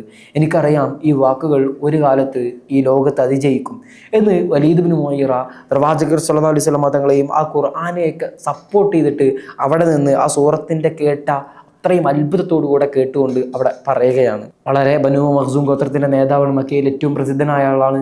അദ്ദേഹത്തിന്റെ വാക്കുകൾ ഇങ്ങനെ മക്കയിൽ എല്ലാവരിലേക്കും എത്തിയതോടുകൂടെ അദ്ദേഹത്തിന്റെ ഗോത്രത്തിൽ ഉണ്ടായിരുന്ന പ്രവാചകന്റെ കോടിയ ശത്രുവായിരുന്ന അബൂജഹൽ വലീദിന്റെ വീട്ടിലേക്ക് വരികയാണ്. എന്നിട്ട് ചോദിക്കുന്നുണ്ട്, നീ മുഹമ്മദിന്റെ മതത്തിൽ വിശ്വസിച്ചോ? ഇനി മുതൽ നിന്നെ ഊട്ടുന്നത് മുഹമ്മദ് ആയിരിക്കും എന്നൊക്കെ പറഞ്ഞിട്ട് വളരെ പരിഹാസ രൂപേണയാണ് അബൂജഹൽ എന്ത് ചെയ്യുന്നത്, വലീദ് ബിൻ മുഗീറയോട് സംസാരിക്കുന്നത്. അതിന്റെ പിന്നിൽ മറ്റൊരു കാരണം കൂടി, കാരണം തന്റെ ഗോത്രത്തിന്റെ നേതാവാണ്. നേരത്തെ അബൂജഹൽ പറയുന്നുണ്ട്, പ്രവാചകർ സ്വല്ലല്ലാഹു അലൈഹി വസല്ലം തങ്ങൾ കൊണ്ടുവന്നത് സത്യമല്ലാഞ്ഞിട്ടോ ആ ഖുർആനിൽ വിശ്വസിക്കാഞ്ഞിട്ടോ ഒന്നുമല്ല ഞങ്ങൾ പ്രവാചകർ സ്വല്ലല്ലാഹു അലൈഹി വസല്ലം തങ്ങളെ തള്ളി പറയുന്നത്, മറിച്ച് ആ ഗോത്രത്തിന്റെ തമ്മിലുള്ള മഹിമയുടെ പ്രശ്നങ്ങൾ കൊണ്ടൊന്നും മാത്രമാണ്. ഇനി ഗോത്രത്തിന്റെ നേതാവ് തന്നെ പ്രവാചകനെ ഇങ്ങനെ പൊക്കി പറയുകയും ആ ഖുർആനിന്റെ മാസ്മരികതയൊക്കെ സംസാരിച്ചു കഴിഞ്ഞാൽ ഇതിലും വലിയ നാണക്കേട് വേറെ ഉണ്ടോ? അതുകൊണ്ട് അബൂജഹൽ വളരെ മോശപ്പെട്ട ഭാഷയിലാണ് വലീദ് ബിൻ മുഗീറയോട് സംസാരിക്കുന്നത്. ഇനി നിങ്ങൾ ഇങ്ങനെ മുഹമ്മദ് സല്ലല്ലാഹു അലൈഹി വസല്ലം തങ്ങളെ പറ്റി ഇങ്ങനെ പൊക്കി പറഞ്ഞു കഴിഞ്ഞാൽ നിങ്ങളുടെ നേതാക്കൾ, നിങ്ങളുടെ ജനങ്ങൾ നിങ്ങളെ തള്ളിപ്പറയാൻ തുടങ്ങും. ബനു മഖ്സൂം ഗോത്രക്കാരെ നിങ്ങളെ തള്ളിപ്പറയാൻ തുടങ്ങും. അത് നിങ്ങൾക്ക് വലിയൊരു തടസ്സമായിരിക്കും. അതുകൊണ്ട് പ്രവാചകർ സ്വല്ലല്ലാഹു അലൈഹി വസല്ലം തങ്ങളെ നിങ്ങൾ പരിഹസിക്കണം എന്നതാണ് അബൂജഹൽ വലീദ് ബിൻ മുഗീറയോട് പറയുന്നത്. ആ സമയത്ത് വലീദ് തിരിച്ചു വയ്ക്കുന്നുണ്ട്, ഞാൻ എന്ത് പറഞ്ഞിട്ടാണ് പ്രവാചകർ സ്വല്ലല്ലാഹു അലൈഹി വസല്ലം തങ്ങളെ പരിഹസിക്കേണ്ടത്? ആ സമയത്ത് അബൂജഹൽ പറയുന്നുണ്ട്, മുഹമ്മദ് ഒരു ജ്യോത്സ്യനാണ് എന്ന് നിങ്ങൾ പറഞ്ഞു നോക്കുക. ആ സമയത്ത് വലീദ് ബിൻ മുഗീറ മറുപടി പറയുന്നുണ്ട്, ജ്യോത്സ്യനോ? നമ്മൾക്കറിയാലോ, ജ്യോത്സ്യന്മാരെ നമ്മൾ ഒരുപാട് പേരെ മക്കയിൽ കാണുന്നതാണ്. അതിന്റെ എന്തെങ്കിലും ലക്ഷണമോ അടയാളങ്ങളോ മുഹമ്മദിൻ്റെതായിട്ട് നമുക്കറിയില്ല. പിന്നെ എങ്ങനെയാണ് മുഹമ്മദ് ജ്യോത്സ്യനാണ് എന്ന് നമ്മൾ പറയുന്നത്? ആ കാരണമോടുകൂടെ അവിടെ ക്ലോസ് ആയി. അടുത്തത് പറയുന്നത് അദ്ദേഹത്തിന് ഭ്രാന്താണ് എന്ന് പറയണം. ആ സമയത്തും വലീദ് തിരിച്ചു വയ്ക്കുന്നത് അത് തന്നെയാണ്. ഭ്രാന്തിന്റെ ആളുകൾ നമ്മൾ കാണുന്നുണ്ട്, ഒരു ലക്ഷണവും മുഹമ്മദിൽ അതുപോലെ ഒന്നും നമ്മൾ കാണുന്നില്ല. പിന്നെ എങ്ങനെയാണ് അദ്ദേഹത്തിന് ഭ്രാന്താണ് എന്ന് നമ്മൾ പറയുക എന്നതാണ് വലീദ് ബിൻ മുഗീറ തിരിച്ചു ചോദിക്കുന്നത്. പിന്നീട് അവർ പറയുന്നത് കവിയാണ് എന്ന് നിങ്ങൾ പറയണം. ആ സമയത്ത് വലീദ് ബിൻ മുഗീറ മറുപടി പറയുന്നുണ്ട്, എന്നെക്കാൾ കവിതയൊന്നും നിങ്ങൾക്ക് ആർക്കും ഇവിടെ അറിയില്ല. അത് കവിതയല്ല എന്ന് എനിക്ക് ബോധ്യമുള്ളതാണ്. അത് കവിതയുടെ വാക്കുകളോ ഒരു മനുഷ്യന് രചിക്കാൻ പറ്റുന്ന കാര്യങ്ങളോ ഒന്നും അല്ല. അത് മറ്റെന്തോ വ്യത്യസ്തമായ സംഭവമാണ്. അതുകൊണ്ട് തന്നെ പ്രവാചകർ സ്വല്ലല്ലാഹു അലൈഹി വസല്ലം തങ്ങൾ കവിയാണ് എന്നോ കൊണ്ടുവന്നത് കവിതയാണോ എന്ന് നമുക്ക് പറയാൻ സാധിക്കില്ല. അതുകൂടെ വലീദ് ബിൻ മുഗീറ പറഞ്ഞു വെക്കുന്നുണ്ട്. ഇത്രയും ആയതോടുകൂടെ വലീദ് പറയുന്നുണ്ട്, ഞാനൊന്ന് ചിന്തിക്കട്ടെ. ആ സമയത്ത് അദ്ദേഹം പറയുന്നുണ്ട്, നമുക്ക് പ്രവാചകർ സ്വല്ലല്ലാഹു അലൈഹി വസല്ലം തങ്ങൾ സാഹിറാണ്, മാരണക്കാരനാണ്, ജാലവിദ്യ ചെയ്യുന്ന ആളാണ് എന്ന് നമുക്ക് പറയാം. കാരണം എന്താണ്, അദ്ദേഹം തൻ്റെ പിതാവിൽ നിന്നും മാതാവ് അതുപോലെ മക്കൾ എന്നൊക്കെ പരസ്പരം കുടുംബത്തെ അകറ്റുന്ന ആളാണല്ലോ. അതുകൊണ്ട് സാഹിർ എന്ന തരത്തിലേക്ക് ആ ഒരു കാരണം നമുക്ക് പ്രവാചകനെ പറ്റി പറയാം. എന്നതൊക്കെയാണ് വലീദ് അങ്ങനെ എടുക്കുക തീരുമാനവും അങ്ങനെ അതാണ് അവർ ആളുകൾക്കിടയിൽ പ്രചരിപ്പിക്കാനൊക്കെ തുടങ്ങുന്നത്. ഇതുപോലെ ഖുർആൻ കേൾക്കുന്നതിൽ നിന്നും ആളുകളെ ഇവർ എന്തുകൊണ്ടാണ് തടയുന്നത് നമുക്ക് മനസ്സിലായല്ലോ. ഖുർആന്റെ മാസ്മരികമായ ശക്തി അറബികളായ സംബന്ധിച്ചിടത്തോളം അവരുടെ ഭാഷയിൽ തന്നെ അവതീർണമായതാണ്. അവരെ ഖുർആൻ പരസ്യമായിട്ട് വെല്ലുവിളിക്കുന്നുണ്ട്. ഖുർആൻ കൊണ്ടുവന്നതുപോലെ ഒരു സൂറത്ത് വേണ്ട, നിങ്ങളൊരു ആയത്തെങ്കിലും കൊണ്ടുവരിക എന്ന വലിയ ഭാഷയിൽ ഖുർആൻ ആ അറേബ്യൻ ലോകത്തെ സാഹിത്യ സാമ്രാട്ടുകളെ മുഴുവനും വെല്ലുവിളിക്കുന്നുണ്ട്. അവർക്കൊന്നും അതിന് സാധിക്കുന്നില്ല. ഇങ്ങനെ ഖുർആൻ കേൾക്കുന്നതിൽ നിന്നൊക്കെ അവർ ആളുകളെ അകറ്റി നിർത്തുന്നുണ്ട്. അബൂലഹബ് പ്രവാചകർ സ്വല്ലല്ലാഹു അലൈഹി വസല്ലം തങ്ങളുടെ കൊടിയ ശത്രുവാണ്. ഖുർആൻ പോലും വിമർശിച്ച ലഅനത്തുല്ലാഹി അലൈഹി അബൂലഹബ് ചെയ്യുന്നത്, പ്രവാചകർ സ്വല്ലല്ലാഹു അലൈഹി വസല്ലം തങ്ങൾ പോകുന്ന വഴികളിലൊക്കെ എന്ത് ചെയ്യുന്നു, അബൂലഹബ് നേരത്തെ ചെല്ലും. എന്നിട്ട് അവിടെയൊക്കെ പ്രവാചകനെ പറ്റിയിട്ട് അപേക്ഷിക്കും. എൻ്റെ ഒരു ബന്ധു എന്ത് ചെയ്യുന്നുണ്ട്, പ്രവാചകർ സ്വല്ലല്ലാഹു അലൈഹി വസല്ലം നിങ്ങളുടെ ബന്ധുവാണല്ലോ, എൻ്റെ ബന്ധു ഇവിടെ വരുന്നുണ്ട്, അദ്ദേഹത്തിൻ്റെ ഭ്രാന്താണ്, അദ്ദേഹം കവിത പറയുന്ന ആളാണ്, അദ്ദേഹത്തെ പറയുന്നതൊന്നും നിങ്ങൾ കേൾക്കരുത്, അദ്ദേഹം പിതാവിനെയും മക്കളെയൊക്കെ കുടുംബത്തിൽ നിന്ന് അകറ്റുന്ന ആളാണെന്ന് പറഞ്ഞിട്ട് പ്രവാചകർ സ്വല്ലല്ലാഹു അലൈഹി വസല്ലം തങ്ങളെ മാനസികമായിട്ട് അത്രത്തോളം വേദനിപ്പിക്കുന്ന കാഴ്ചകളാണ് നമ്മൾ കാണുന്നത്. ആ സംഭവങ്ങളിലൊക്കെ പ്രവാചകർ സ്വല്ലല്ലാഹു അലൈഹി വസല്ലം തങ്ങൾ ഒരു വാക്ക് പോലും അദ്ദേഹത്തോടൊന്നും പറയുന്നില്ല, തിരിച്ചു മറുപടി പറയുന്നില്ല എന്നതാണ് പ്രവാചകർ സ്വല്ലല്ലാഹു അലൈഹി വസല്ലം തങ്ങളുടെ സ്വഭാവത്തിൽ നമ്മൾ കാണുന്ന ഏറ്റവും വലിയ മനോഹാരിത. നിങ്ങൾ ആലോചിച്ച് നോക്കുക, നിങ്ങൾ എവിടേക്കെങ്കിലും ഒരു ദിവസം പോവുകയാണെങ്കിൽ അവിടേക്ക് ഈ അബൂലഹബ് നേരത്തെ എത്തും. എന്നിട്ട് നിങ്ങളെപ്പറ്റി ഇങ്ങനെ കുറ്റം പറഞ്ഞുകൊണ്ടിരിക്കുക, വളരെ മോശമായിട്ട് സംസാരിച്ചുകൊണ്ടിരിക്കുക. പ്രവാചകൻ അത് കേൾക്കാത്തതുപോലെ അവഗണിച്ചിട്ട് പ്രവാചകർ സ്വല്ലല്ലാഹു അലൈഹി വസല്ലം തങ്ങൾ വന്ന കാര്യങ്ങൾ നിർവഹിച്ചിട്ട് തിരിച്ചു പോകുന്ന പ്രവാചകർ സ്വല്ലല്ലാഹു അലൈഹി വസല്ലം തങ്ങളുടെ സ്വഭാവ മാധുര്യമാണ് ഈ വേളകളിലൊക്കെ നമ്മൾ കാണുന്നത്. പ്രവാചകൻ അത്രത്തോളം ആക്രമിക്കുമ്പോഴും പീഡിപ്പിക്കുമ്പോഴൊക്കെ പ്രവാചകൻ പുഞ്ചിരിച്ചുകൊണ്ട് എല്ലാവരോടും ഒന്നും പറയാതെ തിരിഞ്ഞു പോകുന്ന പ്രവാചകനെയാണ് നമ്മൾ കാണുന്നത്.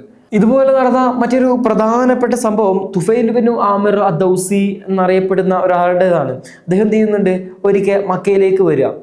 ഇവര് ഏറ്റവും ഭയപ്പെട്ടിരുന്ന ഖുറൈശികൾ ഭയപ്പെട്ടിരുന്ന കാര്യം ഇതായിരുന്നു. പുറത്തു നിന്നുള്ള ആളുകൾ ഇവിടേക്ക് എത്തിച്ചേരുകയും അവര് പ്രവാചകർ സ്വല്ലല്ലാഹു അലൈഹി വസല്ലം തങ്ങളുടെ ഖുർആൻ കേൾക്കുകയും അവരെ ഇതിൽ വിശ്വസിക്കുകയൊക്കെ ചെയ്തു കഴിഞ്ഞാൽ ഇതിലും വലിയൊരു അപമാനം അവർക്ക് വരാനില്ല. കാരണം മക്കയുടെ കഅബയിൽ വിശ്വസിക്കുന്ന ആളുകൾ, കഅബ കാണാൻ വരുന്ന ആളുകൾ എന്ത് ചെയ്യാണ്, പുതിയൊരു മതത്തെ, ഇതുവരെ ഇന്നേ വരെ ഇവർ ആരാധിച്ചിരുന്ന കാര്യങ്ങളൊക്കെ തള്ളി പറയാനും പുതിയൊരു മതം അവിടെ വന്നു എന്നൊക്കെ കേൾക്കുമ്പോൾ ഇവർ ഖുറൈശികളെ തള്ളി പറയാൻ തുടങ്ങും.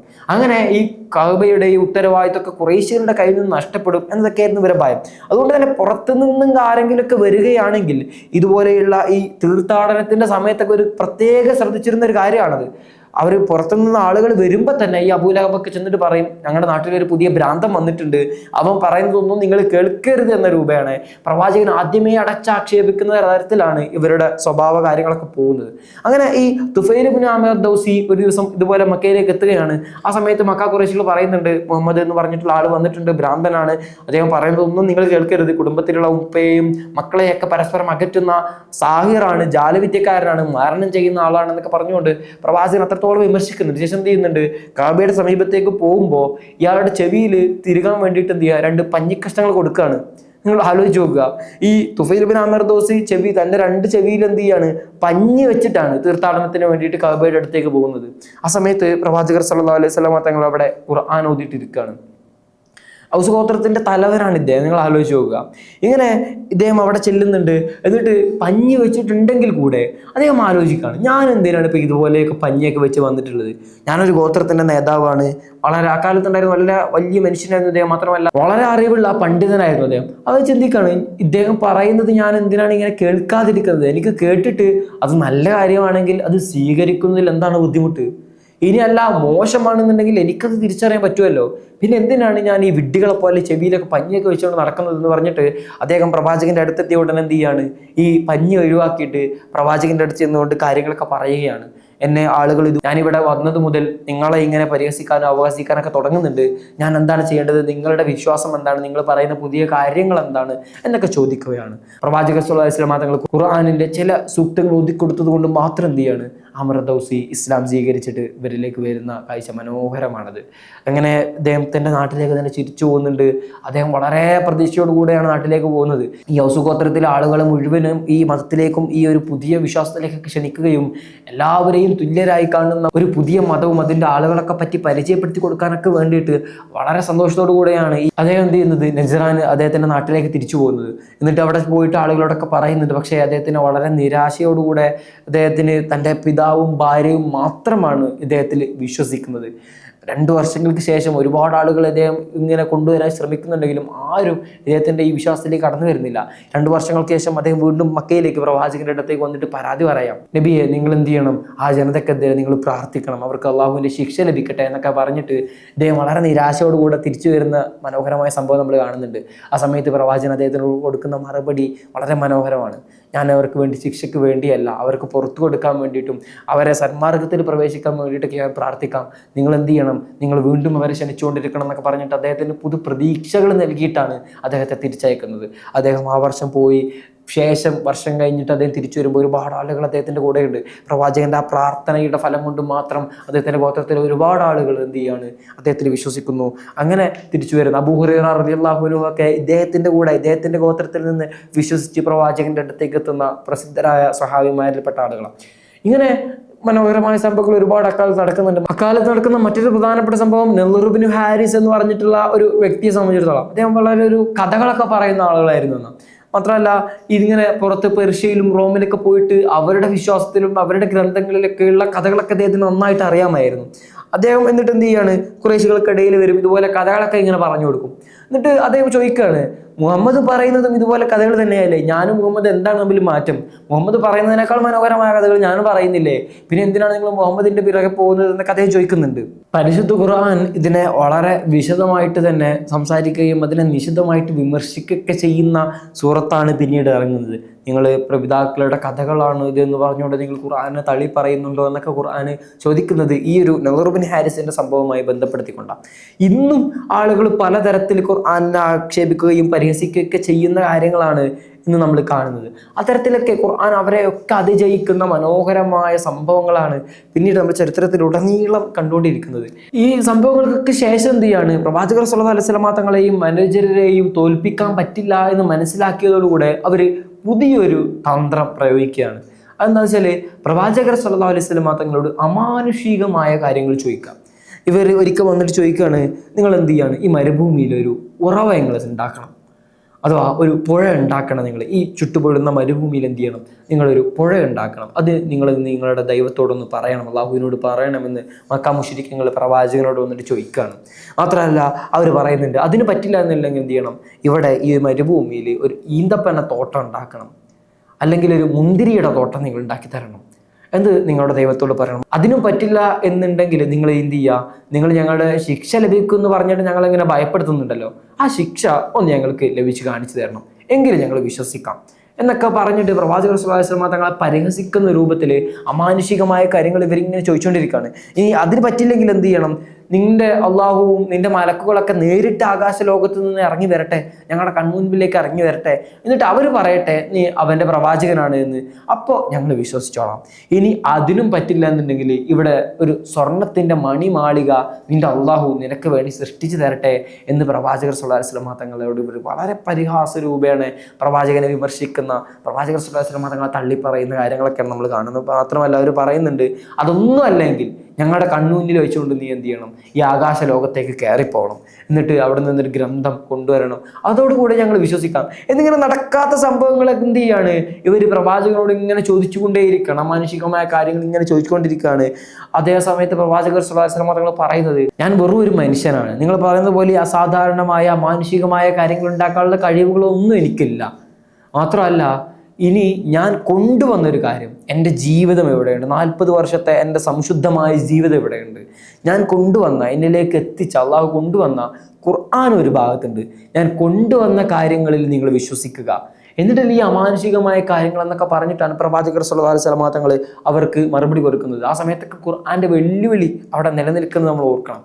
ഒരു സൂറത്തോ ഒരായത്തോ എങ്കിലും നിങ്ങൾ എന്ത് ചെയ്യണം, കൊണ്ടുവരണം എന്ന് പറഞ്ഞിട്ട് സാഹിത്യ സാമ്രാട്ടുകളെ പ്രവാചകർ സ്വല്ലല്ലാഹു അലൈഹി വസല്ലം തങ്ങൾ ഖുർആനൊക്കെ വെല്ലുവിളിക്കുന്ന കാര്യം. ഖുർആൻ വീണ്ടും അവർ പറയുന്നുണ്ട്, ഈ കാര്യങ്ങളൊക്കെ നൽകിയാലും അവരൊരിക്കലും വിശ്വസിക്കാത്ത ആളുകൾ ഒരിക്കലും ഇതിലൊന്നും വിശ്വസിക്കാൻ പോകുന്നില്ല എന്ന് പ്രവാചകർ സ്വല്ലല്ലാഹു അലൈഹി വസല്ലം തങ്ങളോട് ഖുർആൻ പറഞ്ഞു വെക്കുന്നുണ്ട്. മുൻ പ്രവാചകന്മാരുടെ മാതൃകളൊക്കെ നമുക്കിതിലുണ്ട്. ഒരുപാട് പ്രവാചകന്മാർ സല്ലല്ലാഹു അലൈഹി വസല്ലം തങ്ങൾ ഒരുപാട് പ്രവാചകന്മാരുടെ കാലത്ത് പോലെയുള്ള അമാനുഷികമായ സംഭവങ്ങൾ ഈസാ നബി അലൈഹി സ്വലാമിൻ്റെയും മൂസാ നബി അലൈഹി സ്വലാമിൻ്റെയും കാലത്തൊക്കെ ചെങ്കടൽ മുഴുവനും പിളർത്തിയിട്ടാണ് ബനൂ ഇസ്രായേലികളെ മൂസാ നബി അലൈഹി സ്വലാം കൊണ്ടുവരുന്നത്. എന്നിട്ട് ഫലസ്തീനിലേക്ക് കടക്കാനിരിക്കുമ്പോൾ അവർ പറയുന്നത് എന്താ, നീയും നിന്റെ അള്ളാഹും പോയിട്ട് യുദ്ധം ചെയ്തിട്ട് വരൂ, ഞങ്ങൾ ഇവിടെ ഇരിക്കട്ടെ എന്നാണ് അവർ പറയുന്നത്. ഞങ്ങൾക്ക് മഞ്ഞും സെൽവയും വേണം, ആകാശത്ത് നിന്ന് ഭക്ഷണം വേണം. അതൊക്കെ ഇറക്കി കൊടുത്തിട്ട് പോലും ഒരു വളരെ പരിഹാസ രൂപേണ അള്ളാഹുവിൻ്റെ പ്രവാചകന്മാരോട് പെരുമാറുന്ന ചരിത്രമാണ് നമ്മൾ കാണുന്നത്. അത് തന്നെയാണ് ഖുർആനും പറയുന്നത്. നിങ്ങളിപ്പോൾ ഇതുപോലെ മരുഭൂമിയിൽ ഒരു പുഴ ഉണ്ടായി കഴിഞ്ഞാലും എന്നാലും ആളുകൾ വിശ്വസിക്കാൻ പോകുന്നില്ല എന്നതാണ് അള്ളാഹു സുബ്ഹാനഹു വ തആല ഖുർആനിലൂടെ പ്രവാചകർ സല്ലല്ലാഹു അലൈഹി വസല്ലം തങ്ങൾക്ക് പറഞ്ഞു കൊടുക്കുന്നത്. ഖുർആൻ തന്നെയായിരുന്നു അവരുടെ ഏറ്റവും വലിയ ഒരു അമാനുഷികമായ ശക്തി. മുൻപ് ഒരു പ്രവാചകർക്കും ഇറക്കി കൊടുക്കാത്ത തരത്തിൽ ഏറ്റവും വലിയ മുഅ്ജിസത്തായിട്ട് ആ സമൂഹത്തിലേക്ക് അള്ളാഹു സുബ്ഹാനഹു വ തആല ഇറക്കി കൊടുത്തതായിരുന്നു ഖുർആൻ. അത് കണ്ടിട്ട് അവർ വിശ്വസിച്ചിട്ടില്ല. ഇത് പിന്നെ മറ്റു കാര്യങ്ങളൊന്നും പറയണല്ലോ. മാത്രമല്ല പ്രവാചകർ സല്ലല്ലാഹു അലൈഹി വസല്ലം തങ്ങളുടെ ജീവിതത്തിൽ ഒരുപാട് അമാനുഷികമായ സംഭവങ്ങൾ നടക്കുന്നുണ്ട് എന്ന് നമുക്ക് സുപരിചിതമാണ്. പ്രവാചകർ സല്ലല്ലാഹു അലൈഹി വസല്ലം തങ്ങൾ ചന്ദ്രനെ പിളർത്തി കാണിക്കുന്ന സംഭവങ്ങളൊക്കെ ജീവിതത്തിൽ ഉണ്ടാകുന്നുണ്ടല്ലോ. എന്നിട്ട് പോലും ആരും വിശ്വസിക്കുന്നില്ല. മറ്റൊരു തവണ ഇവര് മക്ക ഖുറൈശികൾ വന്നുകൊണ്ട് പറയുന്നുണ്ട്, സൊഫാ കുന്ന് എന്ത് ചെയ്യണം, സ്വർണ്ണമാക്കിയിട്ട് മാറ്റിത്തരണം പ്രവാചകനെ, എന്നാ ഞങ്ങൾ വിശ്വസിക്കാം. പ്രവാചകർ സല്ലല്ലാഹു അലൈഹി വസല്ലം തങ്ങൾ വളരെ നിഷ്കളങ്കനാണ്. ഇവരിങ്ങനെ പറഞ്ഞപ്പോൾ അതാക്കി കൊടുത്താൽ ഇവരൊക്കെ വിശ്വസിക്കുമല്ലോ എന്ന് ആഗ്രഹിച്ചിട്ട് എന്ത് ചെയ്യാണ്, പ്രവാചകർ സല്ലല്ലാഹു അലൈഹി വസല്ലം തങ്ങൾ അള്ളാഹുവിനോട് പ്രാർത്ഥിക്കുകയാണ്. നബിയെ, ഇവരിങ്ങനെ പറയുന്നുണ്ട്, അതൊന്ന് ചെയ്തു കൊടുക്കുന്നിട്ട് അള്ളാഹുവിനോട് പ്രാർത്ഥിക്കുകയാണ്. ഉടനെ ജിബ്രീൽ അലൈഹി സ്വലാം ആകാശ ലോകത്ത് നിന്ന് ഇറങ്ങി വരികയാണ്. എന്നിട്ട് പറയുന്നുണ്ട് നബിയോട്, നബിയെ, നിങ്ങൾക്ക് വേണമെങ്കിൽ ഞാൻ ആ സഫാ കുന്ന് മുഴുവൻ എന്ത് ചെയ്യാം, സ്വർണ്ണമാക്കി തരാം. പക്ഷേ അങ്ങനെ സ്വർണ്ണമാക്കി കൊടുത്തിട്ടും അവർ വിശ്വസിച്ചില്ല എങ്കിൽ പിന്നീട് അവരെ കാത്തിരിക്കുന്നത് മുൻ പ്രവാചകന്മാരിലേക്ക് ഇറങ്ങിയതുപോലെയുള്ള ശക്തമായ ശിക്ഷയാണ്. ജിബ്രീൽ അലൈഹി സ്വലാമിൻ്റെ ഭാഷ തന്നെ വളരെ രൂഢമൂലമാകുന്നുണ്ട്. സ്വർണ്ണമാക്കി കൊടുത്തതിന് ശേഷവും നിങ്ങളുടെ ഉമ്മത്തിലെ ആളുകൾ വിശ്വസിച്ചിട്ടില്ലെങ്കിൽ അവരെ കാത്തിരിക്കുന്നത് ശക്തമായ ശിക്ഷയാണ്. ഒന്നല്ലെങ്കിൽ ഞാൻ സ്വർണ്ണമായി കൊടുക്കാം, അല്ലെങ്കിൽ എന്ത് ചെയ്യാം, അവർക്ക് പാപമോചനത്തിൻ്റെയും തൗബയുടെയൊക്കെ വാതിൽ തുറന്നിട്ട് കൊടുക്കാം എന്ന രണ്ട് ഓപ്ഷനാണ് ജിബ്രീൽ അലൈഹി സ്വലാം പ്രവാചകന് മുന്നിൽ വെക്കുന്നത്. ആ സമയത്ത് പ്രവാചകൻ മറുപടി പറയുന്നത്, എങ്കിൽ എൻ്റെ ഉമ്മത്തിനെ ശിക്ഷിക്കരുത് നീ ഒരിക്കലും. നമ്മുടെ ഉമ്മത്തിനോടുള്ള പ്രവാചകർ സല്ലല്ലാഹു അലൈഹി വസല്ലം തങ്ങളെ ഇത്രയും പരിഹസിക്കുകയും പീഡിപ്പിക്കുകയും ചെയ്യുന്ന ആളുകളോട് പ്രവാചകൻ്റെ സ്നേഹവും കാരണവും നിങ്ങൾ ആലോചിച്ച് നോക്കുക. അവർക്ക് പാപമോചനത്തിൻ്റെ വാതിലുകൾ നിങ്ങൾ തുറന്നു കൊടുക്കുക എന്നാണ് ജിബ്രീൽ അലൈഹി സ്വലാമിനോട് പ്രവാചകൻ പറയുന്നത്. മറ്റൊരു പ്രധാനപ്പെട്ട സംഭവം ആ സമയത്ത് നടക്കുന്നത് ഇങ്ങനെയാണ്. ഈ മക്ക ഖുറൈശികൾ എന്ത് ചെയ്യാണ്, മദീനയിലേക്ക് അക്കാലത്ത് യസ്രിബിലേക്ക് പോവുകയാണ്. അവിടെ ജീവിച്ചിരുന്ന ജൂതർ, അവരെ സംബന്ധിച്ചിടത്തോളം ജൂതർക്ക് വളരെ വ്യക്തമായിട്ട് അറിയാമായിരുന്നു ഇനിയൊരു പ്രവാചകൻ വരാനുണ്ട്. അത് ഇവരെ തങ്ങളുടെ മുൻ പ്രവാചകന്മാരുടെ പോലെ അവിശ്വാസങ്ങളിൽ ഉൾക്കൊള്ളുന്ന അവസാനത്തെ പ്രവാചകൻ വരാനുണ്ട് എന്നൊക്കെ അവരുടെ ഗ്രന്ഥങ്ങളിൽ നിന്ന് തന്നെ വളരെ വ്യക്തമായിട്ട് ഖുർആൻ പറയുന്നത്, അവരുടെ മക്കളെ പോലെ അവർക്ക് വളരെ സുപരിചിതമായിരുന്ന ഒരു പ്രവാചകൻ ഇനി വരാനുണ്ട്. അത് അറേബ്യകളിൽ നിന്ന് വന്നതുകൊണ്ട് മാത്രമാണ് ജൂതർ വിശ്വസിക്കാതിരുന്നത്.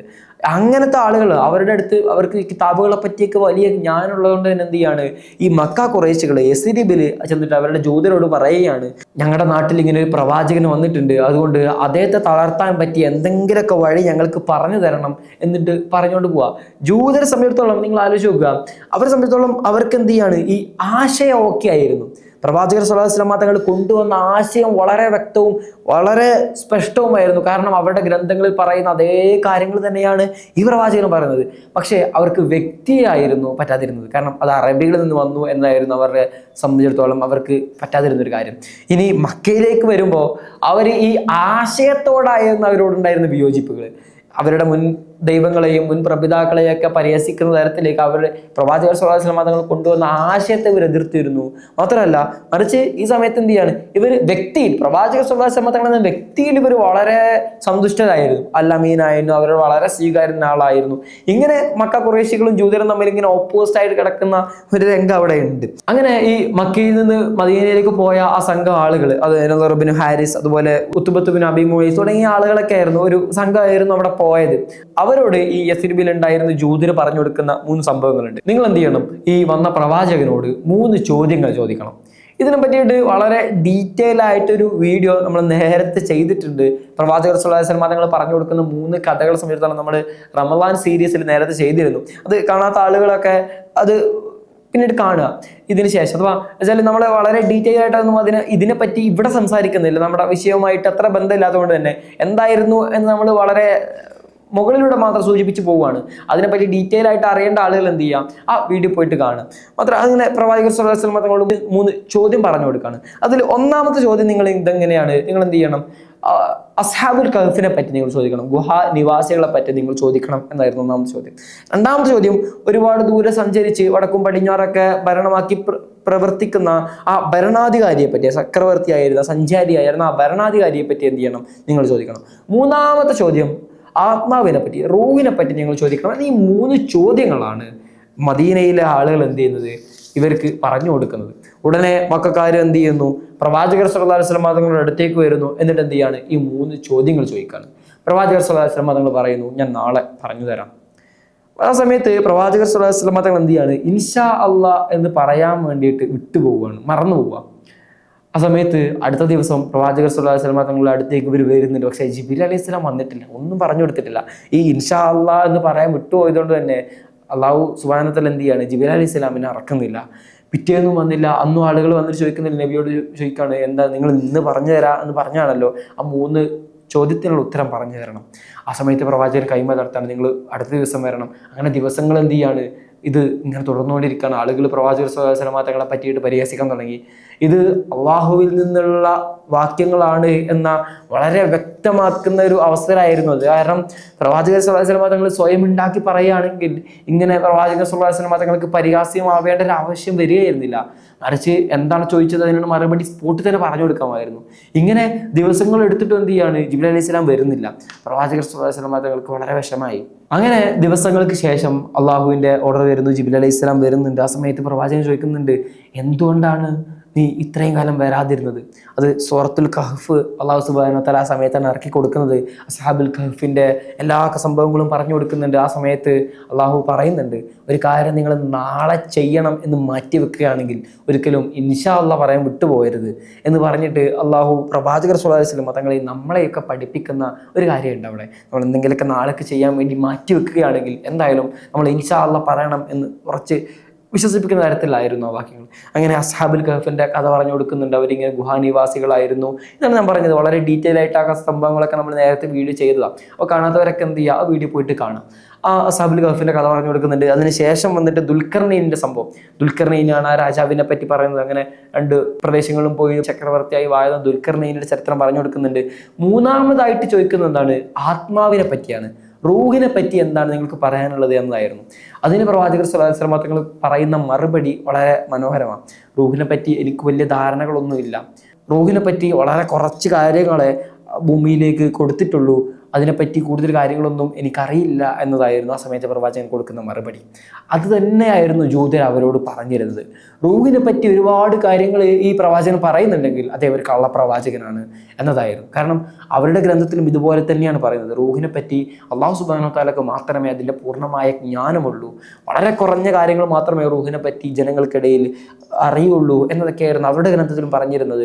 അങ്ങനെ അവരാഗ്രഹിച്ചതുപോലെ തന്നെയാണ് പ്രവാചകൻ പറയുന്നതും. അതിനെപ്പറ്റി എനിക്ക് വലിയ ധാരണകളൊന്നുമില്ല, വളരെ കുറഞ്ഞ കാര്യങ്ങൾ അതിനെപ്പറ്റി അറിയൂ എന്നതായിരുന്നു പ്രവാചക സ്വല്ലല്ലാഹു അലൈഹി വസല്ലം തങ്ങൾ കൊടുക്കുന്ന മറുപടി. അപ്പോൾ ഞാൻ വീണ്ടും ആവർത്തിക്കുന്ന ഈ വീഡിയോ നമ്മൾ ഡീറ്റെയിൽ ആയിട്ട് ചെയ്തത് കൊണ്ടാണ് ഞാൻ ആ കാര്യങ്ങളൊന്നും ഇവിടെ പറയാത്തത്. വീഡിയോയുടെ ലെങ്ത്ത് കൂടുമെന്ന് പേടിച്ചിട്ട്. അപ്പോൾ കാണാത്തവരൊക്കെ ആ വീഡിയോ പോയിട്ട് കാണുക. നമ്മളെ റമദാൻ സീരീസിൽ ഉണ്ട് ആ വീഡിയോ. അങ്ങനെ ആ സംഭവം അവസാനിക്കുകയാണ്. പ്രവാചകനാണ് എന്ന് തെളിയിക്കാൻ വേണ്ടിയിട്ട് ഇതിലും വലിയ തെളിവുകളൊന്നും മക്ക മുശ്രിക്കീങ്ങൾക്ക് ആവശ്യമായിരുന്നില്ല. പക്ഷേ അവർ നേരത്തെ അബൂജഹലിന്റെ മറുപടി പറഞ്ഞ പോലെ ഗോത്രമഹിമയുടെ, ഗോത്രക്കുറുമ്പുകളുടെ പരസ്പരമുള്ള ഈ അക്രമവും അബദ്ധജടിലമായ വിശ്വാസങ്ങളൊക്കെ കൊണ്ടൊന്നും മാത്രമാണ് അവർ ഇത്രയും കാലം പ്രവാചകനെ പരിഹസിക്കാനും ആക്രമിക്കാനൊക്കെ തുടങ്ങിയത് എന്ന് നമുക്ക് ബോധ്യപ്പെടുന്നുണ്ട്. അങ്ങനെ മക്കയിലെ മുശ്രിക്കുകൾ നടത്തിയ എല്ലാ ശ്രമങ്ങളും പരാജയപ്പെട്ടു എന്ന് മനസ്സിലായതോടുകൂടെ അവർ മറ്റൊരു തന്ത്രം പ്രയോഗിക്കുകയാണ്. അത് ഒത്തുതീർപ്പായിരുന്നു. ഉത്ബത്ത് റബിയാണ് ഈ ഒരു ആശയം മുന്നോട്ട് വെക്കുന്നത്. അവർ പറയുന്നുണ്ട്, എല്ലാ ആശയങ്ങളും എല്ലാ മാർഗങ്ങളും നമ്മൾ മുന്നിൽ അടഞ്ഞോടുകൂടെ ഇനി നമുക്ക് ചെയ്യാനുള്ള ഒരേ ഒരു കാര്യം, പ്രവാചകൻ എന്താണോ ആവശ്യം, എന്ത് വാഗ്ദാനങ്ങളാണോ നമുക്ക് കൊടുക്കാൻ പറ്റുക അതൊക്കെ നമുക്ക് കൊടുത്തിട്ട് നമ്മൾ ഇത്രയും കാലം എന്ത് ചെയ്യാണ്, അബൂ ത്വാലിബിനോടും മറ്റുള്ള പ്രവാചകർ സ്വല്ലല്ലാഹു അലൈഹി വസല്ലം തങ്ങളെ സംരക്ഷിക്കുന്ന ആളുകളോടൊക്കെയാണ് നമ്മൾ സംസാരിച്ചിരുന്നത്. ഇത്തവണ നമ്മൾ പ്രവാചകർ സ്വല്ലല്ലാഹു അലൈഹി വസല്ലം തങ്ങളെ നേരിട്ട് കണ്ടിട്ട് എന്ത് ചെയ്യാണ്, സംസാരിക്കുകയാണ്.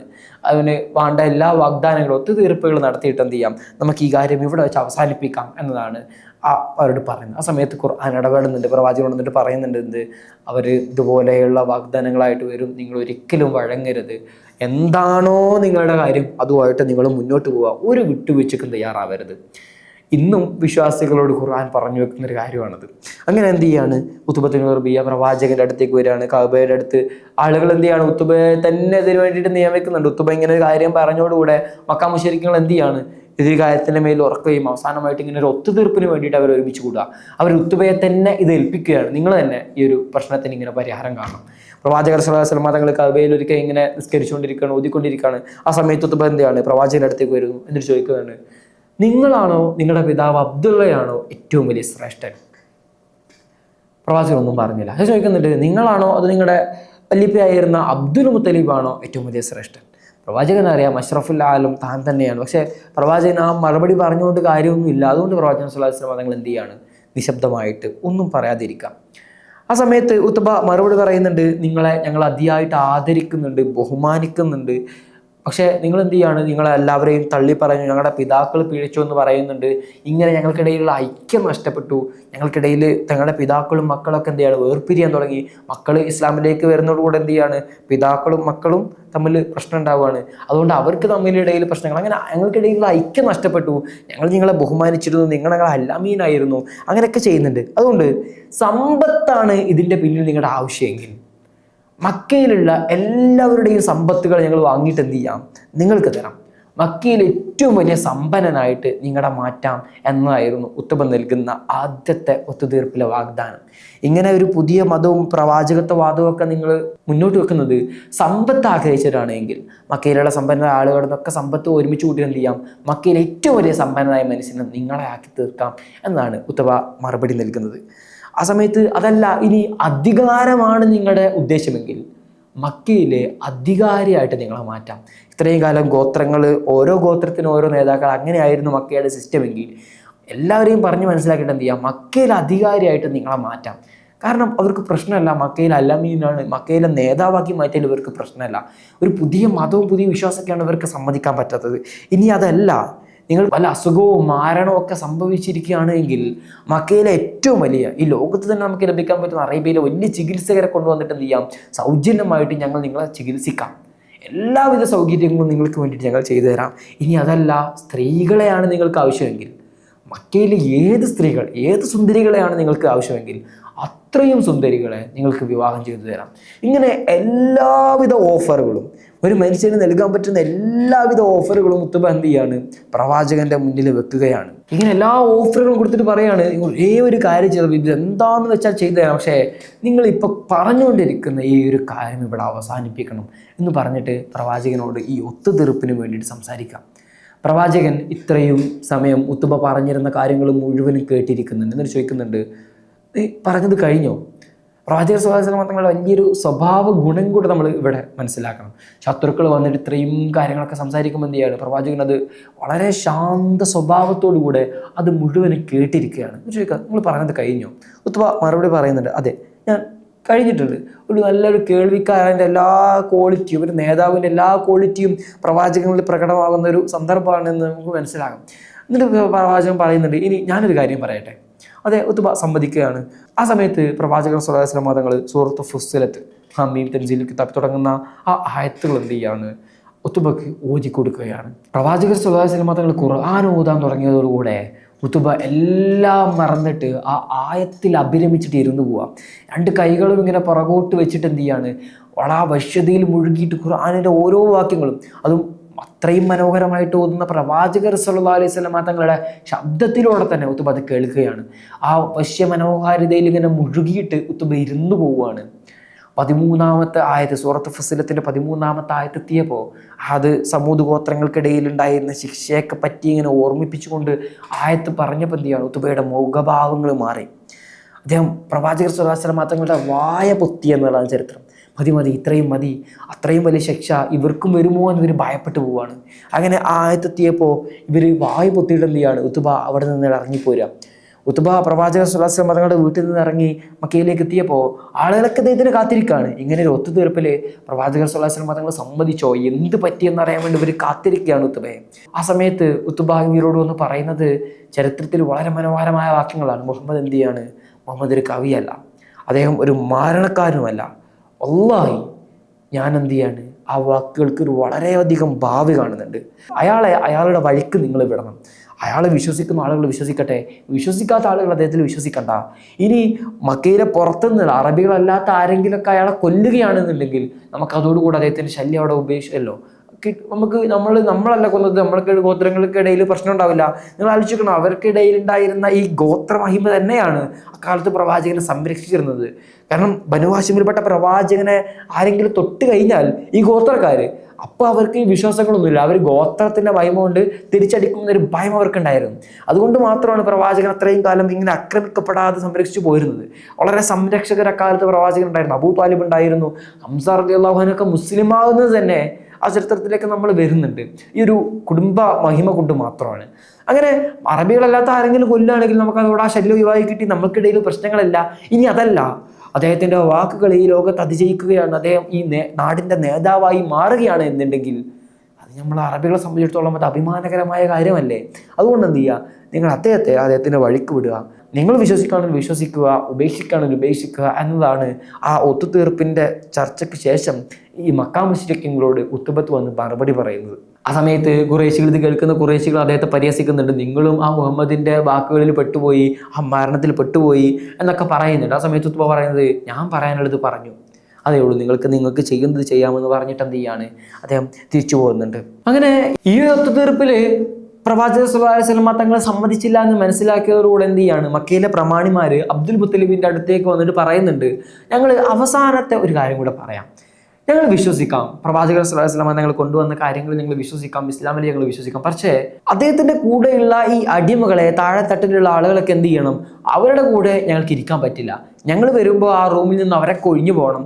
ഞങ്ങൾ പ്രമാണിമാരൊക്കെ വരുമ്പോൾ അവർ ഈ അടിമകളും കറുത്ത വർഗ്ഗക്കാരായ ആളുകളൊക്കെ കൂടെയാണ് ഞങ്ങൾ ഇരിക്കേണ്ടത്. അതുകൊണ്ട് ഞങ്ങൾ വരുമ്പോൾ അവരെ പ്രവാചകൻ്റെ അടുത്ത് നിന്ന് ഒഴിവാക്കാൻ വേണ്ടിയിട്ട് പറയണം എന്ന് അബൂ താലിബിൻ്റെ അടുത്ത് പോയിട്ട് എന്ത് ചെയ്യാണ്, ഇവർ മക്ക പ്രമാണിമാർ പറയുന്നുണ്ട്.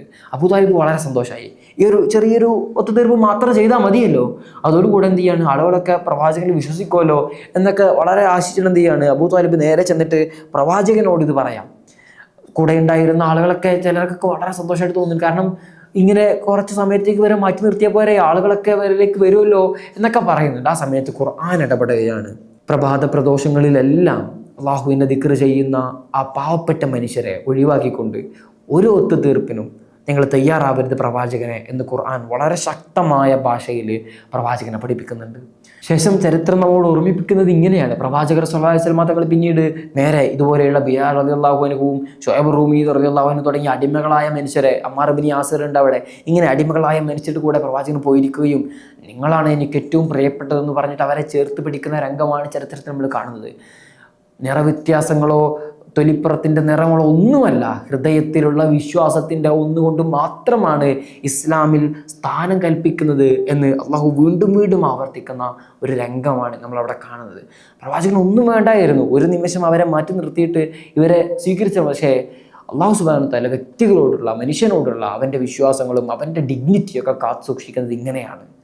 അഥവാ ഹൃദയത്തിലുള്ള ഈമാൻ ഒന്നുകൊണ്ട് മാത്രമാണ് അള്ളാഹു സുബ്ഹാനഹു വ തആല ഒരാളെ അളക്കുന്നതെന്നും ഗോത്രമഹിമ കൊണ്ടോ നിറത്തിൻ്റെയോ സമ്പത്തിൻ്റെയോ മക്കളുടെയോ ഒന്നും അളവുകോലുകളുണ്ടല്ല എന്ന് ഖുർആൻ അവിടെ വീണ്ടും അടിവരയിട്ട് സംസാരിക്കുന്നതാണ് നമ്മൾ കാണുന്നത്. അങ്ങനെ ഈ ഒത്തുതീർപ്പിലും പ്രവാചകർ സ്വല്ലല്ലാഹു അലൈഹി വസല്ലം തങ്ങളെ സമ്മതിച്ചില്ല എന്ന് മനസ്സിലായതോടുകൂടെ അവർ അവസാനത്തെ ഓപ്ഷൻ, അവരുടെ ഏറ്റവും അവസാനത്തെ പ്രയോഗത്തിന് വേണ്ടിയിട്ട് പ്രവാചകൻ്റെ അടുത്തേക്ക് വരുന്നുണ്ട്. വളരെ രസകരമാണ്. അതാ അവർ പ്രവാചകൻ്റെ അടുത്തേക്ക് വരുന്നുണ്ട്. വളരെ രസകരമാണ് ആ സംഭവം. അഥവാ ഇവർ പറയാണ്, നിങ്ങൾ എന്ത് ചെയ്യാം, നിങ്ങൾ വിശ്വസിക്കാം, മറിച്ച് എന്ത് ചെയ്യണം, ഒരു വർഷം നമുക്ക് എന്ത് ചെയ്യാം, എല്ലാവർക്കും നിങ്ങളുടെ പറയുന്ന ഈ അള്ളാഹുൽ വിശ്വസിക്കാം, അടുത്ത വർഷം എന്ത് ചെയ്യാം, ഞങ്ങളുടെ ബിംബങ്ങൾ വിശ്വസിക്കാം. ഇങ്ങനെ നമുക്ക് രണ്ടുപേർക്കും മുന്നോട്ട് പോകുന്ന തരത്തിൽ എന്ത് ചെയ്യാം, ഒരു കാര്യങ്ങൾ നമുക്ക് ഒത്തുതീർപ്പാക്കാം എന്ന തരത്തിലാണ് എന്ത്, ഞങ്ങളുടെ ലാത്തനെ ഹുസൈനൊക്കെ ഞങ്ങൾക്ക് മറക്കാൻ പറ്റില്ല, അതുകൊണ്ട് ഇടക്കിടക്ക് എന്ത് ചെയ്യുക, ഞങ്ങൾ ലാത്തനുസയെ ആരാധിക്കാം, ഇടയ്ക്ക് ഞങ്ങൾ അള്ളാഹുവിനെ ആരാധിക്കാം എന്നൊരു കോംപ്രമൈസുമായിട്ടാണ് മക്ക മുശ്രിക്കുകൾ പ്രവാചകന്റെ അടുത്തേക്ക് വരുന്നത്. ആ സമയത്താണ് സൂറത്തുൽ കാഫിറൂൻ ഇറങ്ങുന്നത്. കുലിയായുൽ കാഫിറൂൻ ലാ അഅ്ബുദു മാ തഅ്ബുദൂൻ വലാ അൻതും ആബിദൂന മാ അഅ്ബുദു തുടങ്ങിയ ആയത്തിലൂടെ പറഞ്ഞു വെക്കുന്നുണ്ട്, നിങ്ങൾക്ക് നിങ്ങളുടെ മതം, എനിക്ക് എൻ്റെ മതം എന്ന് അടിവരയിട്ടുകൊണ്ട് ഖുർആൻ പറഞ്ഞു കൊടുക്കുകയാണ്. അവിടെ നിങ്ങളെ മതത്തിൽ വിശ്വസിച്ചോളൂ, എനിക്ക് പ്രശ്നമില്ല, എനിക്ക് എൻ്റെ മതം. അത് രണ്ടുപേരും കൂട്ടിക്കുഴച്ചുകൊണ്ടൊരു ആരാധനാകർമ്മങ്ങളൊന്നും നടക്കില്ല എന്ന് പറഞ്ഞുകൊണ്ട് സൂറത്തുൽ കാഫിറൂൻ വളരെ ശക്തമായ ഭാഷയിൽ അവിടെ ഇടപെടുകയൊക്കെ ചെയ്യുന്നുണ്ട്. ഇങ്ങനെ എല്ലാ വാതിലുകളും അടഞ്ഞു. കാരണം ഇവരെ സംബന്ധിച്ചിടത്തോളം ഈ ഒരു ഓപ്ഷനൊക്കെ അവർ തയ്യാറാവുന്നത് എന്തുകൊണ്ടാണ്? ആളുകൾ ദിവസവും ഇതിലേക്ക് ഒഴുകിക്കൊണ്ടിരിക്കുകയാണ്. ഈ ഖുർആനിൻ്റെ മാസ്മരികതയും പ്രവാചകന്റെ സ്വഭാവ ഗുണങ്ങളും മനുഷ്യരെ എല്ലാവരെയും ഒരുപോലെ ചേർത്ത് പിടിക്കുന്ന പ്രവാചകന്റെ ശീലങ്ങളൊക്കെ കണ്ടിട്ട് ആളുകൾ ദിവസവും ഈ പുതിയ മതത്തിലേക്ക് ഇങ്ങനെ ഒഴുകിക്കൊണ്ടിരിക്കുകയാണ്. അത് ഇവർക്ക് സഹിക്കുന്നില്ല. അതുകൊണ്ടാണ് ഈ ഒത്തുതീർപ്പുകൾക്കൊക്കെ അവർ മുന്നോട്ട് ഇറങ്ങുന്നത്. ഇങ്ങനെ എല്ലാ ഒത്തുതീർപ്പുകളും അവർക്ക് പാളിയതോടുകൂടെ അവർ അക്രമത്തിൻ്റെ ഭാഷയിലേക്ക് പിന്നീട് കടക്കുന്നതാണ് നമ്മൾ ചരിത്രത്തിൽ കാണുന്നത്. എല്ലാ ലുബ്ഹോളുകളും അടഞ്ഞോടുകൂടെ അവരെന്ത് ചെയ്യാണ്? ശാരീരികമായിട്ട് ഇവരെ പീഡിപ്പിക്കാൻ തുടങ്ങുന്ന ചരിത്രത്തിലേക്ക് നമ്മൾ കടക്കുകയാണ്. അടുത്തൊരു വീഡിയോ കണ്ണീരോടുകൂടെ അല്ലാതെ നമുക്ക് കണ്ടുവരുത്താൻ സാധിക്കില്ല എന്നതാണ് എനിക്കിവിടെ പറഞ്ഞു വെക്കാനുള്ളത്. വളരെ വേദനിപ്പിക്കുന്ന പ്രവാചകർ സ്വല്ലല്ലാഹു അലൈഹി വസല്ലം തങ്ങളെ, അബൂബക്കർ തങ്ങളെ, ചരിത്രത്തിൽ ഏറ്റവും ഇമോഷണൽ ആയിട്ടുള്ള ബിലാൽ തങ്ങളുടെ, ഷുഐബ് റൂമി തങ്ങളുടെ, ഇങ്ങനെ വളരെ വേദനിപ്പിക്കുന്ന ഒരു അധ്യായത്തിലേക്കാണ് അടുത്ത വീഡിയോയിലൂടെ നമ്മൾ കടക്കുന്നത്. ഇന്ന് നമ്മളിവിടെ അവസാനിപ്പിക്കുകയാണ്. വഖറദവാന അൽഹംദുലില്ലാഹി റബ്ബിൽ ആലമീൻ. അസ്സലാമു അലൈക്കും വറഹ്മത്തുള്ളാഹി വബറകാതുഹു.